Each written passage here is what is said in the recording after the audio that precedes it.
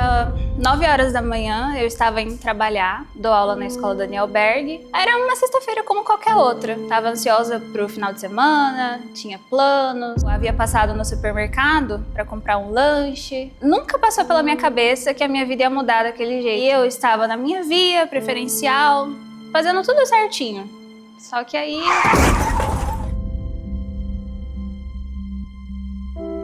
uma caminhonete invadiu a minha pista e a minha vida mudou. Na véspera do acidente, eu estava com uma viagem marcada para o Rio de Janeiro, ia fazer uma trilha lá, ia conhecer o estádio do Vasco, que é o meu time. Foram planos que foram cancelados. Eu fui de uma pessoa super ativa e aí, com um acidente, vieram essas limitações. O que eu senti na hora foi assim, meu Deus, não vai parar? Porque estava muito em cima, não tinha como eu fazer nada. Eu podia ter freado, podia ter feito qualquer coisa que não ia adiantar.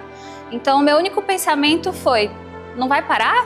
Aí quando eu vi que estava muito perto, eu pensei, meu Deus, vai bater. Só que na hora, com a adrenalina no sangue e tudo mais, eu não pensei que eu tivesse me machucado tanto. Então eu tava com um capacete daqueles, né, mais estruturado. E aí a visão fica muito direcionada e eu não conseguia ver nada em volta. Então, justamente por eu estar com a visão um pouco limitada, eu não conseguia ter dimensão do que estava acontecendo.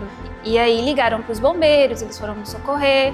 E na hora que eles chegaram lá, eles pediram para eu nome completo, para ver se eu estava consciente. E aí na hora que pediram para mexer no meu pé, eu não estava sentindo. E aí na hora já veio o primeiro susto. E aí eu falei, meu Deus, será que eu nunca mais vou voltar a andar? Foi o pensamento que eu tive. E eu fui encaminhada pro hospital dos acidentados, fiz os meus primeiros procedimentos, exame de raio-x e eu sentia muita dor. Nessa hora, né, o sangue já tinha esfriado, já tinha se passado ali mais ou menos 1 hora desde a hora do impacto. Aí eu comecei a sentir muita dor. Nossa, mas era uma dor que eu nunca tinha sentido na vida. Era uma mulher, ela bateu, né, na minha moto e ela foi embora, omitiu o socorro. Ela não ficou, eu nunca a vi, pra falar a verdade. Na segunda-feira, meu acidente foi numa sexta, na segunda-feira ela se apresentou na delegacia, o socorro não existiu. E a primeira pessoa conhecida, assim, do meu cerne familiar foi o meu noivo. Ele chegou no hospital, eu estava passando pelo procedimento de raio-x e ali naquela hora eu desmoronei. Eu estava tentando me segurar, mas naquela hora eu desmoronei, porque quando você...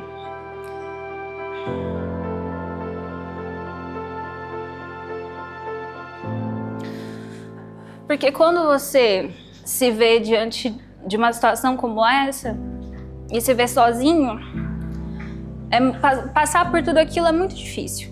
E aí, quando ele chegou, a doutora Renata chegou também, e aí começou a explicar os procedimentos, né? Falou que eu havia fraturado 3 ossos, eu fraturei o fêmur, a tíbia e a fíbula. Da perna esquerda, porque o impacto veio todo, né, desse lado esquerdo do corpo. Eu tava toda roxa, meu braço tava todo roxo, minha perna toda roxa. Quando ele chegou, eu conversei, ele foi me explicando, falou assim, olha, a doutora Renata falou que você vai ter que fazer uma cirurgia, ela quer saber se você pode fazer a cirurgia agora, ela quer autorização, vou fazer a cirurgia agora. E aí eu esperei, fiz os primeiros procedimentos pré-cirurgia. E aí eu precisei cancelar todos os planos que eu tinha, a viagem, planos em relação à data do casamento, todas as coisas que seriam rotina para mim, que fariam parte da minha vida ali nos próximos meses, eu precisei mudar tudo. Nada foi como antes. Por muito tempo, com uma psicóloga especialista em estresse pós-traumático, porque eu fiquei afundada, assim, por 1 mês eu não saía de casa, não tinha como sair de casa. Então, as festas de fim de ano estavam se aproximando, eu não tinha forças para pensar em nada, em nenhum plano, né, concretizar nenhum plano. E a terapia me ajudou muito nesse sentido. Ela me explicava que mesmo que a minha vida não voltasse a ser o que era antes, eu teria uma nova versão.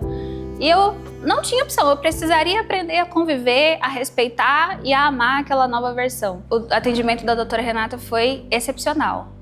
ela é uma pessoa muito prática, então eu não tive dúvidas em relação a nada.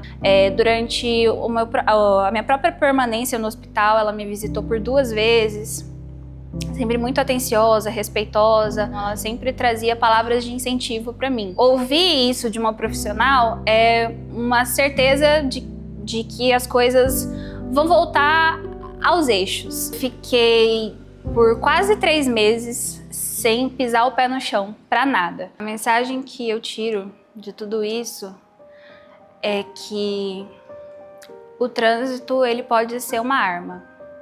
Pode ser uma arma do bem e pode ser uma arma para as coisas ruins. Você precisa ter muita consciência.